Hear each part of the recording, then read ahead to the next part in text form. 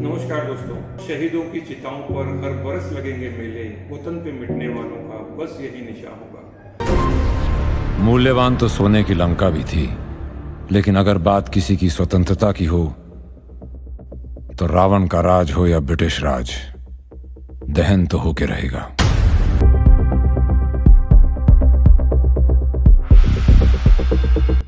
सावरकर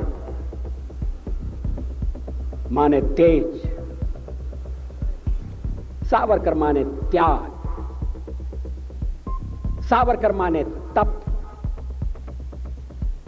सावरकर माने तत्व, सावरकर माने तर्क, सावरकर माने तारुण्य,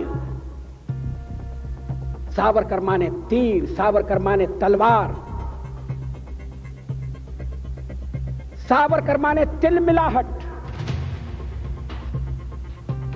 सागरा प्राण तड़मड़ला। दोस्तों, हाल ही में मैंने एक मूवी देखी जो कि वीर सावरकर के ऊपर बनी थी, जिसमें कि रणदीप हुड्डा जिन्होंने मुख्य किरदार निभाया था और ये उस मूवी के डायरेक्टर भी हैं। दोस्तों, तकलीफ, दुख, दर्द वहाँ होता है जब ऐसे टीवी चैनल अब एक विवाद या डिबेट चलाते हैं, या ऐसे टीवी चैनल या यूट्यूब चैनल्स पर विवाद चलता है कि सावरकर सही थे या गलत थे। दोस्तों, एक ऐसा इंसान जिसका कि पूरा का पूरा परिवार उस आहुति में जल गया, जिसका नाम आज़ादी है, उसके ऊपर हम इस विषय के ऊपर चर्चा करते हैं। दोस्तों, वीर सावरकर के बारे में हमारे देश के भूतपूर्व प्रधानमंत्री, हिंदी के जाने माने कवि और भारत के प्रमुख नेता क्या कहते हैं अटल बिहारी वाजपेयी जी, उनसे सुनने की कोशिश करते हैं। तलमड़ाती हुई आत्मा,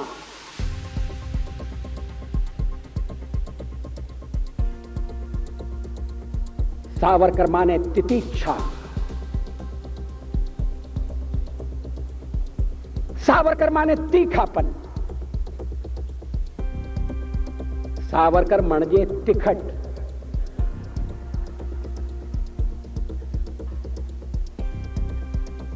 कैसा बहुरंगी व्यक्तित्व।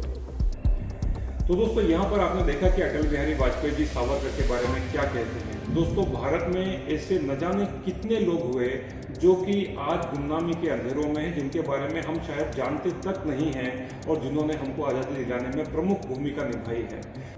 दोस्तों, वीर सावरकर, जिसके बारे में दोस्तों शायद इतिहास में कम लिखा गया, कम बताया गया और कम पढ़ाया गया, एक ऐसा व्यक्तित्व जो अपने आप में भारत के लिए बहुत प्रमुख किरदार रखता है। और जहां पर दोस्तों जिस तरीके से मूवी में बताया गया कि जो काला पानी की सज़ा उनको दी गई, लेकिन दोस्तों एक चीज़ यहाँ पर निकल करके सामने आती है कि हमको किसी भी तरीके से ये जितने भी बलिदानी हैं, जितने भी फ्रीडम फाइटर्स हैं, जिन्होंने देश को आज़ाद कराने में दोस्तों प्रमुख भूमिका निभाई है, उनसे आप सीख सकते हैं। क्या सीख सकते हैं दोस्तों, इसके बारे में मैं आपको बताऊंगा कि यहाँ पर 5 ऐसी लर्निंग्स जो मैंने इस मूवी से सीखी हैं। सबसे जो पहली सीख मैंने सीखी यहाँ पर वो ये है कि आप शिक्षित रहिए।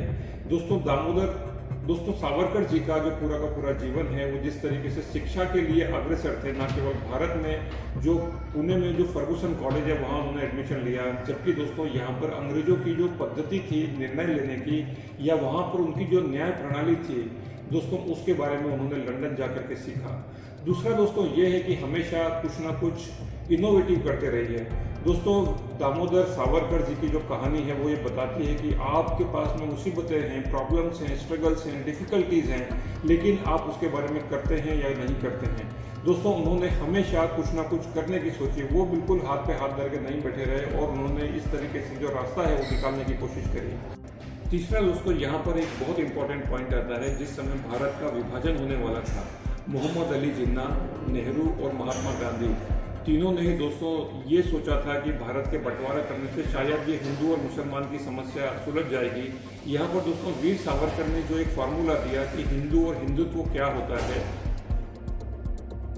दोस्तों यहाँ पर वीर सावरकर ने जो फार्मूला दिया कि हिंदू और हिंदुत्व क्या होता है, हिंदुत्व की परिभाषा क्या होना चाहिए, उससे समझ में आता है कि भारत में हिंदुत्व का मतलब केवल हिंदू से नहीं है। भारत में रहने वाला, भारत भूमि से प्यार करने वाला हर एक व्यक्ति हिंदू है जो भारत में रहता है।